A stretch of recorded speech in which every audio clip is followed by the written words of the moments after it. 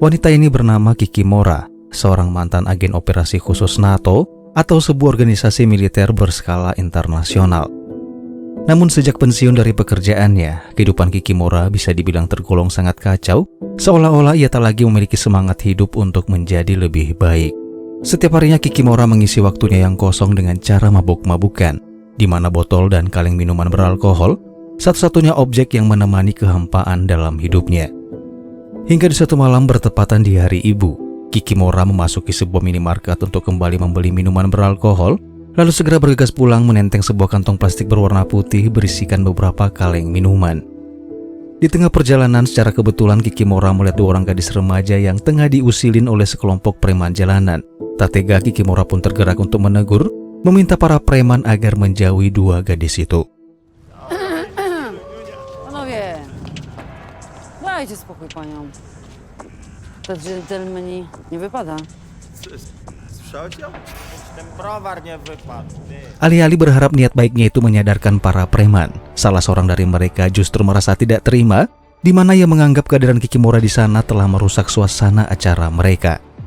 Tak tinggal diam, Kikimora segera berbalik badan. Ia menantang si preman sembari mengeluarkan sekaleng minuman, lalu melemparkan botol itu ke jidat si preman tepat bersamaan dengan turunnya hujan. Zabawa popsuta, myśmy tutaj zabawić się przyjechali. To co? Do widzenia?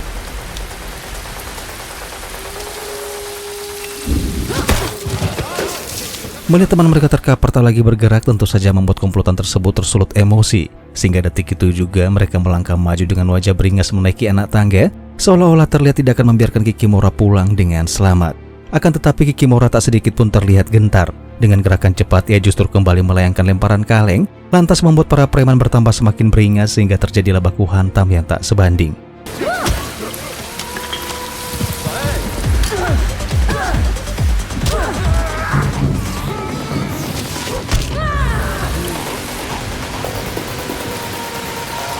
Round final.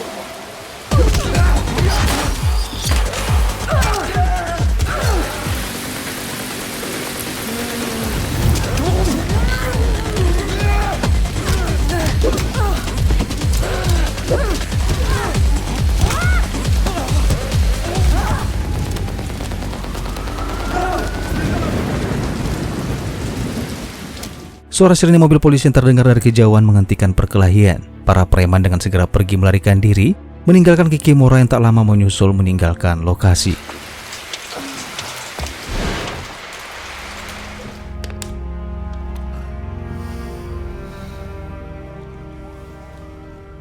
Di keesokan malamnya terlihat Kikimora tengah mengawasi sebuah keluarga dari dalam mobilnya, di mana seorang remaja laki-laki yang merupakan putra dari keluarga tersebut ternyata adalah anak kandungnya Kikimora. Sehingga terungkaplah sebuah fakta bahwa Kikimora dikeluarkan dari pekerjaannya akibat hamil di luar nikah, dan masa-masa sulit yang ia hadapi saat itu membuatnya dengan terpaksa melepaskan tanggung jawabnya sebagai seorang ibu, memberikan bayinya kepada sepasang suami istri yang kini resmi menjadi orang tua angkat putranya itu. Tak lama kemudian Kikimora dikejutkan dengan kemunculan seorang pria bernama Igor, di mana Igor adalah mantan rekan kerja Kikimora sekaligus sahabatnya yang saat ini masih aktif sebagai salah satu staf intelijen militer NATO. Di momen ini Igor tahu betul bahwa Kikimora sedang mencoba melepaskan rindu kepada putranya. Namun meskipun demikian, apa yang dilakukan Kikimora itu tetap saja jatuh pada ranah hukum karena dianggap diam-diam telah melanggar hak dan privasi seseorang. Namun seakan tak peduli, Kikimora yang sudah sangat rindu kepada putranya yang ternyata bernama Max justru kembali memantau Max lewat media sosial.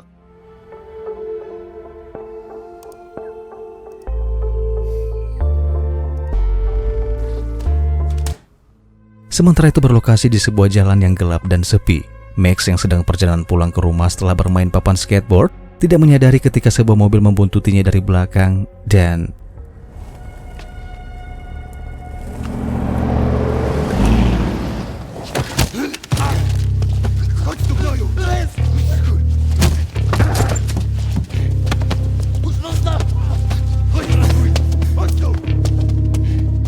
Beruntung Max berhasil menggeliat dan melepaskan diri dari cengkeraman 3 pria bertopeng yang berhasil mengambil ponselnya. Ia dengan cepat berlari memasuki sebuah lokasi stasiun kereta, yang sialnya langkahnya kali ini harus terhenti ketika salah satu dari pria bertopeng berhasil melumpuhkannya dari belakang.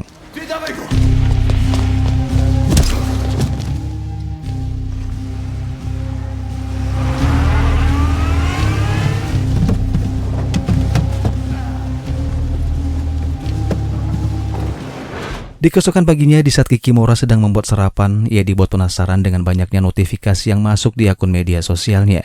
Yang ketika dicek, ternyata postingan foto Max sudah dipadati dengan puluhan komentar. Beberapa di antaranya menginformasikan kalau Max dinyatakan hilang setelah semalaman tidak pulang ke rumah.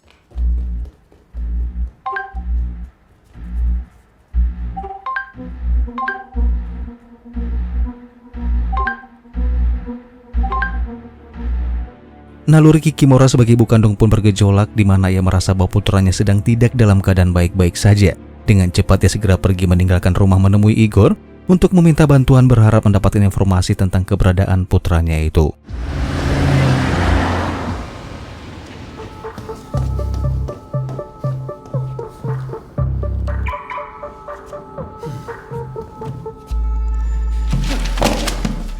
Singkat cerita, setelah ia bertemu dengan Igor, Kikimora langsung saja mengutarakan maksud dan tujuannya, meminta Igor untuk meminjamkan barang bukti dari hasil investigasi polisi. Namun sayangnya Igor menolak karena dirinya tidak punya wewenang atas kasus tersebut. Ia kemudian berdalih agar Kikimora tidak usah terlalu cemas, karena bisa saja saat ini Max sedang bepergian dengan teman-temannya. Mendengar hal itu, Kikimora pun terlihat kesal, yang mana saat itu juga ia beranjak pergi meninggalkan Igor, memutuskan mendatangi rumah orang tua angkat Max secara diam-diam.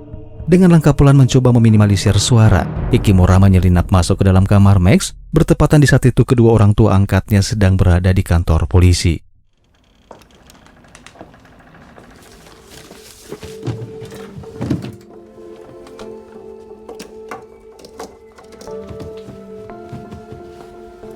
Namun setelah beberapa saat mencari, Kikimora pun harus kecewa karena tidak juga menemukan informasi apapun yang sekiranya bisa dijadikan petunjuk tentang keberadaan putranya itu. Sampai akhirnya ketika ia memutuskan untuk segera beranjak pergi, tiba-tiba ia dikejutkan dengan kedatangan orang tua angkat Max yang baru saja pulang ke rumah, di mana sang ibu angkat merasa aneh ketika melihat pintu kamar Max sudah dalam keadaan terbuka.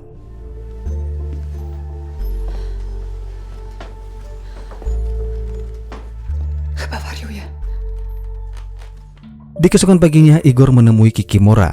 Ia membawa barang bukti berupa ponsel Max yang sengaja diserahkan oleh si penculik kepada polisi, di mana di dalam ponsel itu ada sebuah rekaman suara yang sengaja dibuat oleh si penculik, menegaskan bahwa ia bernama Dusan Dragan, putra seorang mafia yang dulu dihabisi oleh Nina Nowak. Dusan Dragan, syn sam Spiridona Dragana. Kolega je ubila Nina Nowak, nadimak Kikimora. To je moja osveta. Prema njoj ne mogu nju da ubijem. Onda ću ubiti njenog syna. Krv za krv. Život za život. Di rekaman itu si penculik pun menyebutkan sebuah nama yaitu Nina Nowak. Dan di momen ini terungkaplah sebuah fakta baru, di mana ternyata selama ini Kikimora memalsukan kematiannya atas bantuan Igor. Igor membuat sebuah makam palsu atas nama Nina Nowak dan merubah nama aslinya menjadi Kikimora untuk menghilangkan jejak.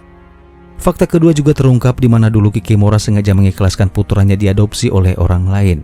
Bukan karena ia tidak menginginkan bayinya tersebut, melainkan semua itu ia lakukan demi keamanan putranya, dalam upaya menghindari incaran keluarga si mafia yang dipastikan suatu saat akan kembali membalaskan dendam. Menyadari penyamarannya terbongkar, tentu saja membuat Kikimora berpikir keras, mencoba menebak-nebak bagaimana si penculik bisa mengetahui penyamarannya bahkan mengetahui keberadaan putranya tersebut. Singkat cerita, malam harinya Igor kembali menemui Kikimora untuk memberikan informasi yang baru saja ia ketahui. Sebuah informasi yang ia dapatkan setelah mengikuti rapat bersama para intelijen militer NATO, yang mana di dalam rapat itu membahas tentang seorang wanita bernama Nyonya Dorota, seorang diplomat yang menyalahgunakan jabatannya untuk meraup kekayaan dengan mengajak kerjasama beberapa sindikat kejahatan internasional. Potwierdziła się nasza hipoteza wywiadowcza. Pani dyplomatka zajmuje się praniem. Pralnia na terenie jej ambasady przyjmuje brudy od polskich klientów. Krasawica przerzuca brudną gotówkę w transportach dyplomatycznych do swojego wspaniałego kraju. Tam wpuszcza w lokalny system bankowy, wypłaca gotówkę już czystą po naszej stronie. sindikat kejahatan yang merupakan klien dari Nyonya Dorota, yaitu seorang mafia bernama Volto, sosok mafia berkepala pelontos yang dijuluki mafia gila karena perilakunya yang cenderung merujuk ke sifat psikopat. Ia tidak memiliki rasa empati, menghabisi siapapun tanpa ampun, bahkan ayah kandungnya sendiri. Volto Woltomierz. Wel, mały gorzki syn. Woltomierz jest czubkiem. Halo, tato. Tato! Bo ja się, tatku, dobrze bawię. Nawet teraz nie chcesz na mnie patrzeć? Sementara itu di bawah kepemimpinannya, bisnis ilegal Volto tak akan berjalan dengan semestinya jika tanpa bantuan tangan kanannya bernama Titus, di mana Titus lah yang ditugaskan oleh Volto untuk menjalankan bisnis perdagangan manusia yang dipastikan salah satu korbannya adalah putranya Kikimora. Setelah memberikan informasi detail tentang sindikat kejahatan tersebut, Igor menunjukkan rekaman CCTV yang memperlihatkan Max ketika diculik oleh 3 pria bertopeng yang tak lain adalah anak buahnya Volto. Dari rekaman itu, Kikimora menduga bahwa Dusan Dragan telah menyewa anak buah Volto untuk melakukan penculikan terhadap Max. Kikimora yang melihat rekaman itu sempat terlihat bingung bagaimana cara menemukan keberadaan putranya. Namun setelah memutar kembali ulang rekaman video tersebut, pada akhirnya Kikimora menetapkan sebuah lokasi yang menurutnya merupakan satu-satunya petunjuk, yaitu mobil anak buah Volto yang bertuliskan nama beserta logo sebuah restoran. Lekki przyszedł. Lekki przyszedł.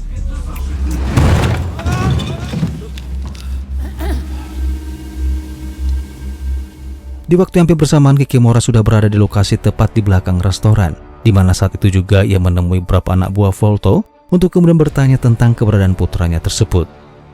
Namun tentu saja anak buah Volto menolak memberikan informasi. Dengan angkuh layaknya preman terkuat di bumi, mereka justru mengolok-olok Kikimora, menyeret dan melempar tubuhnya ke dalam dapur. Tak tinggal diam, Kikimora dengan segera bangkit berdiri, sehingga baku hantam pun tak lagi terelakkan.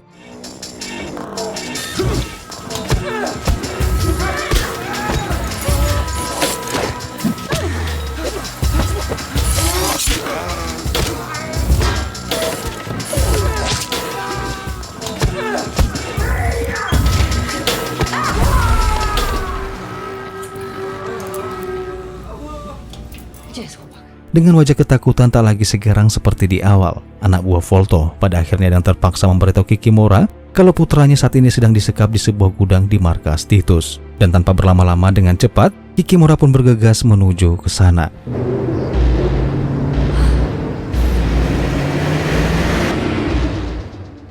Sementara itu berlokasi di sebuah gudang yang merupakan markas Titus, terlihat puluhan manusia dikeluarkan dari sebuah kontainer di mana mereka adalah korban penculikan yang siap diperjualbelikan ke luar negeri. Tanpa disadari oleh Titus dan komplotannya, Kikimora yang ternyata sudah berada di sana, tengah memantau keberadaan Max di tengah puluhan korban lainnya. Namun sayangnya ia tak juga menemukan tanda-tanda keberadaan putranya tersebut. Tak tinggal diam, Kikimora dengan terpaksa memutuskan menyelinap masuk ke dalam markas dan menghabisi seluruh anak buah Titus yang sedang berjaga.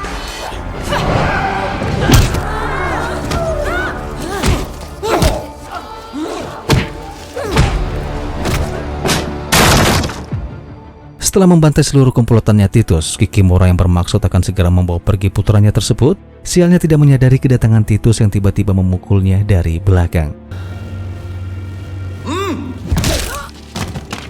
Menyadari Kikimora sudah dalam keadaan terkapar tak sadarkan diri, Titus segera menghubungi Volto untuk kemudian memintanya datang ke lokasi, sembari memberitahu bahwa Max hampir saja dibawa kabur oleh seorang wanita.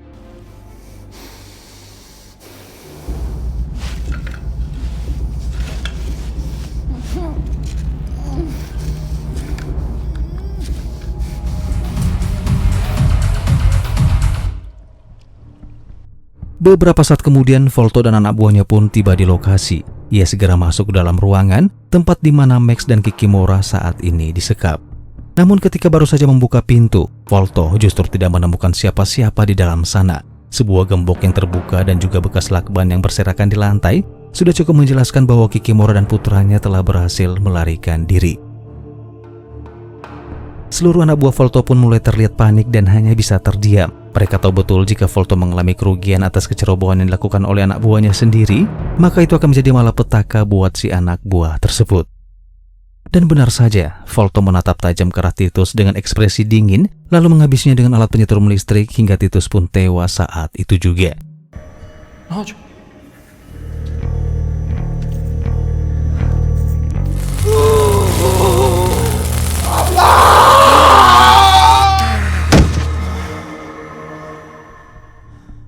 Volto kemudian menghubungi Nyonya Dorota, mengabarkan bahwa beberapa anak buahnya telah dihabisi oleh seorang wanita dengan mengirimkan rekaman CCTV di saat wanita itu menghabisi seluruh anak buahnya.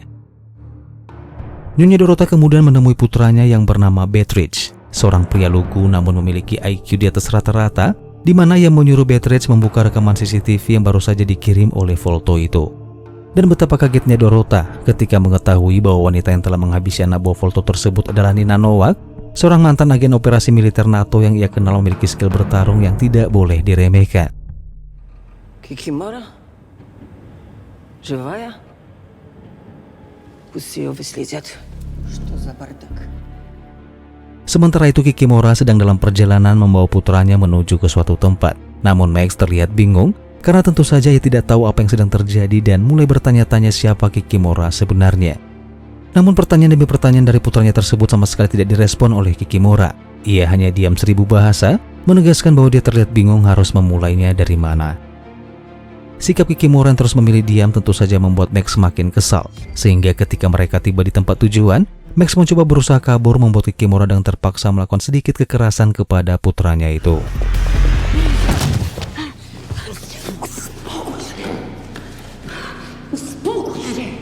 Jak teraz zobaczą, to po nas. Zabiją cię. I mnie też. A jak mnie zabiją, to nikt ci nie pomoże. Okej? Setelah menjinakkan putranya tersebut, Kikimora lalu membawa Max masuk ke dalam sebuah ruangan rahasia yang berada di bawah tanah. Sebuah tempat yang sudah lama dibangunnya, yang sudah direncanakan bahwa suatu saat tempat itu akan ia gunakan untuk melindungi putranya dari kejaran Dusan Dragon.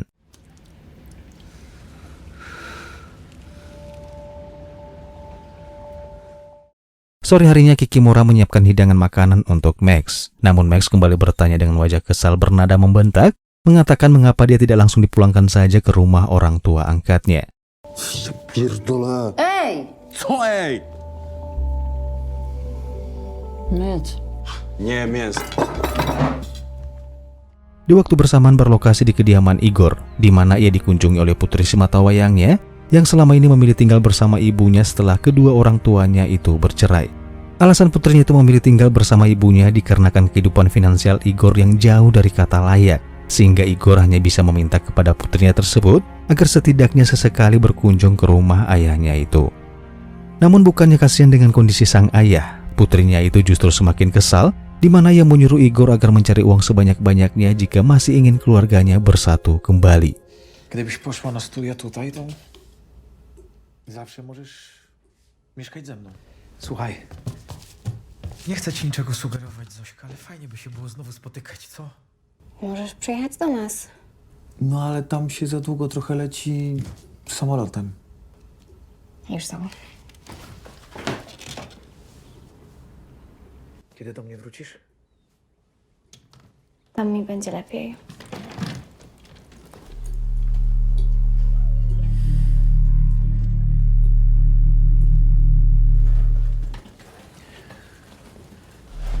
No nieelegancko. Nieelegancko. Nieelegancko. Nieelegancko.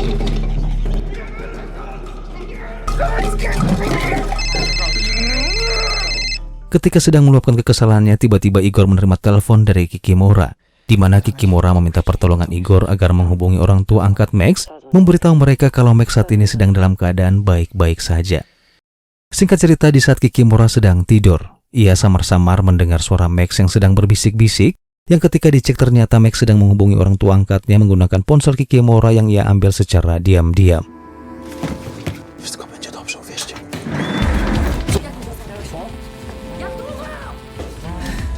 Jesteś pojebana jakaś! Po co tu jestem? Po co tu kurwa jestem? Otwórz te drzwi! Situasi dan kondisi yang semakin rumit membuat Kikimora pada akhirnya membuka suara. Secara perlahan ia menjelaskan bahwa dia adalah ibu kandungnya Max. Demi membuktikan perkataannya, Kikimora memberikan sebuah kotak yang berisikan bukti-bukti. Berharap dengan itu Max percaya bahwa Kikimora adalah ibu kandungnya. Znam twojego prawdziwego ojca. Co? Nie zginął w wypadku. Zabijali nas jednego po drugim. Zabili go. Mnie też chcieli, dlatego musiałam zniknąć. Namun sial, sinyal ponsel yang digunakan Max ternyata telah berhasil terlacak oleh kelompok Forto, di mana listrik tiba-tiba padam mengagetkan Kikimora hingga dengan cepat ia menyeret putranya menyembunyikannya di bawah pipa ventilasi AC.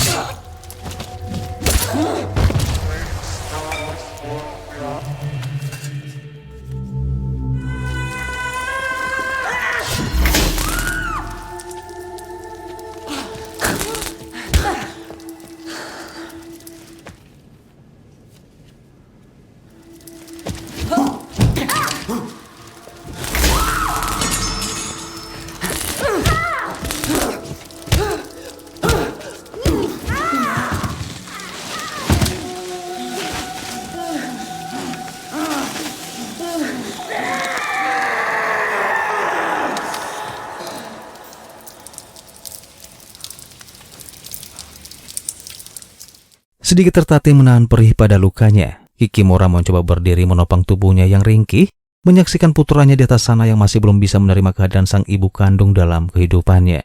Max memutuskan pergi ke rumah orang tua angkatnya, meninggalkan Kikimora yang merasa tak akan mungkin bisa mendapatkan putranya kembali.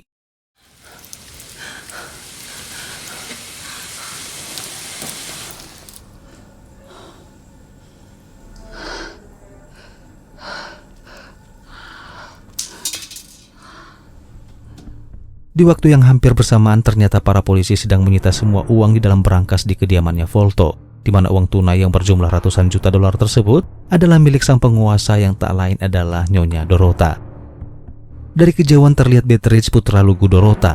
Ia datang terlambat sehingga hanya bisa melongok kayak orang bego tatkala melihat uang ibunya diangkut oleh pihak kepolisian. Di keesokan paginya Kikimora mendatangi rumah kediaman orang tua angkatnya Max, di mana kedatangannya di sana hanya untuk memastikan apakah Max sudah pulang ke rumah. Namun karena sudah kehilangan banyak darah, Kikimora tiba-tiba pingsan bertepatan di saat ibu angkat Max membuka pintu. No już, spokojnie, antyseptyk. Singkat cerita, Kikimora pun akhirnya tersadar, dan saat itu pun ia mengetahui bahwa Max ternyata belum juga tiba di rumah. Dzwonię na policję. To nic nie da. Będzie gorzej.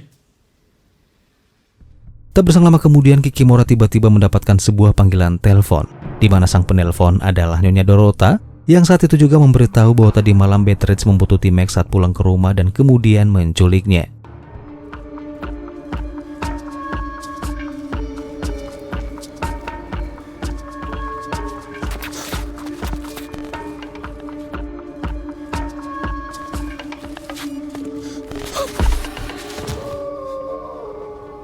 Кажется, ты потеряла сына.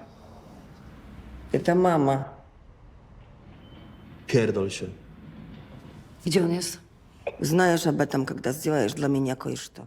Dan inilah rencana licik Dorota di balik penculikan Max. Ia mengajukan sebuah kesepakatan kepada Kikimora, di mana jika Kikimora masih menginginkan putranya pulang dalam keadaan selamat, maka ia harus bersedia merebut semua uang yang tadi malam disita oleh pihak kepolisian. Tak ada pilihan lain buat Kikimora. Dengan segera ia pergi menemui Igor, meminta bantuan Igor agar memberikan akses menuju ruangan tempat di mana uang-uang itu disimpan. Namun sayangnya Igor menolak permintaan tersebut, karena tentu saja itu adalah suatu hal yang mustahil, di mana Kikimora tidak akan mungkin bisa masuk ke dalam sana di tengah penjagaan ketat dari pihak kepolisian. Akan tetapi Kikimora seakan tidak peduli dan terus saja memaksa Igor, hingga pada akhirnya Igor pun dengan terpaksa bersedia membantu mantan rekan kerjanya itu. Namun siapa sangka, ketika Kikimora baru saja turun dari mobil dan berniat untuk segera pergi,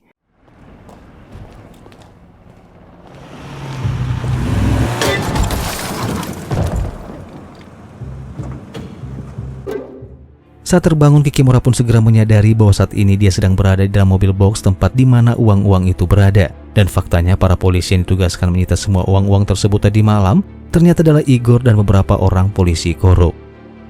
Ternyata semua ini sudah direncanakan jauh-jauh hari oleh Igor dan komplotannya, di mana ia sengaja mengadu domba Kikimora dan kelompok Volto agar ia bisa dengan leluasa merampok semua uang milik Nyonya Dorota.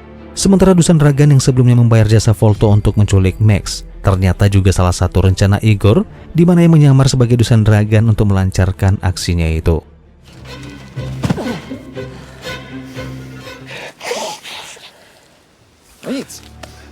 Kikimora diseret lalu dibawa ke sebuah tanah lahan kosong, dihempaskan ke tanah dan dipaksa menyaksikan tanah galian tempat di mana ia akan dikubur hidup-hidup, sementara Igor yang berada dalam mobil menyaksikan dari kejauhan.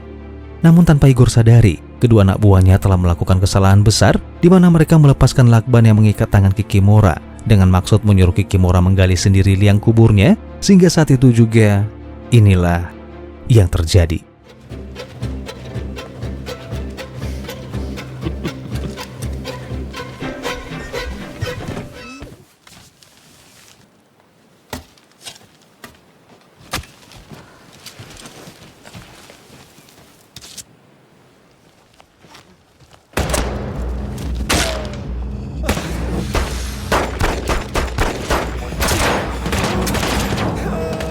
Dari anak buahnya telah dibantai oleh Kikimora. Dengan ketakutan, Igor pun memutuskan untuk segera kabur.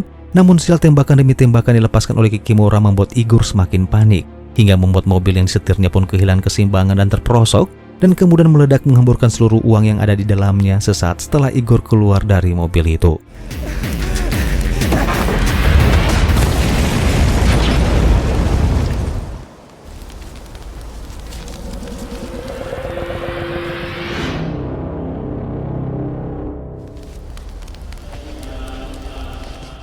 Setelah mengumpulkan seluruh uang yang masih tersisa, Kikimora segera mendatangi Dorota untuk kemudian menyerahkan semua uang itu sebagai syarat untuk menebus putranya. Tiba-tiba Dorota menodongkan pistol ke arah Kikimora, di mana awalnya ia memperdebatkan jumlah uang yang tidak lagi utuh, namun ketika mengingat apa yang terjadi pada Volto dan anak buahnya yang berakhir tewas di tangan Kikimora, pada akhirnya Dorota tidak ingin mengambil risiko, sehingga ia pun memutuskan menyerahkan Max kepada ibu kandungnya itu.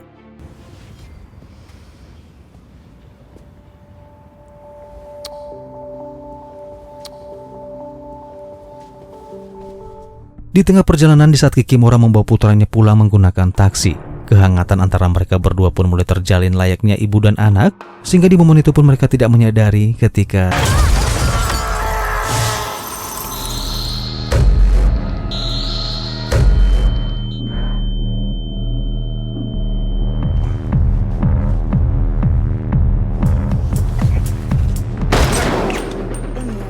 siapa sangka ternyata Igor masih belum bisa menerima kegagalan. Dengan sempoyongan ia turun dari mobil menghampiri Kikimora dengan todongan pistol, berniat akan menghabisi ibu dan anak itu.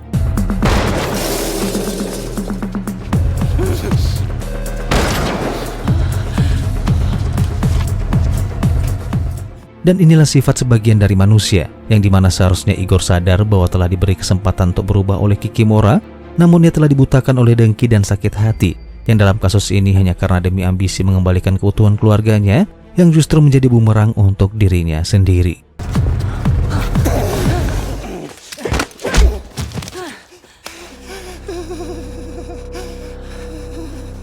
Po co to wszystko? Ja potrzebowałem tych pieniędzy. Nie rób tego. Rozumiesz, ja naprawdę potrzebowałem tych pieniędzy. Singkat cerita, Kikimora membawa Max pulang ke rumah orang tua angkatnya. Nalurinya sebagai seorang ibu tentu saja membuatnya tak kuasa melepaskan putra sematawayangnya tersebut. Namun bagaimanapun juga ia harus sanggup menerima kenyataan. Setidaknya Max kini berada di tangan orang yang juga sama-sama mencintai putranya itu. Synek.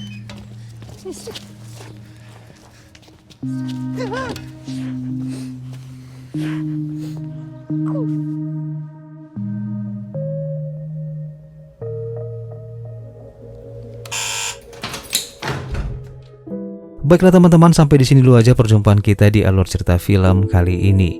Harapan saya semoga teman-teman tetap terhibur. Terima kasih sudah menonton. Saya Richard mohon pamit dan sampai ketemu lagi di alur cerita film selanjutnya.